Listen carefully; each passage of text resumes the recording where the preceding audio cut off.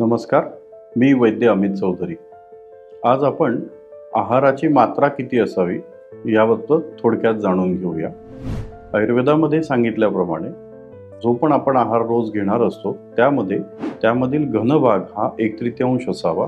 1/3 हा पातळ पाणी किंवा ताक अथवा सरबत या प्रमाणचे असावे व 1/3 पोटाचा जो भाग आहे हा हवेसाठी कायम हा मोकळा सोडला पाहिजे। म्हणजे थोडक्यात जर बघितलं तर आपण 1 लिटर जर आपल्या आमाशयाची किंवा जठराची कॅपॅसिटी असेल तर जास्तीत जास्त आपण त्यामध्ये 600-650 ml पर्यंतच आपण आहाराची मात्रा ठेवावी। म्हणजे थोडक्यात काय की त्यामधला 1/3 भाग जो वरचा हवेकरता आहे तो पूर्ण मोकळा सोडावा। एवढ्या प्रमाणात घेतलेला आहार हा सुपाच्य असतो, सहज पचतो व त्यामधून कुठल्याही प्रकारचं अजीर्ण अथवा अपाय होण्याची शक्यता कमी असते।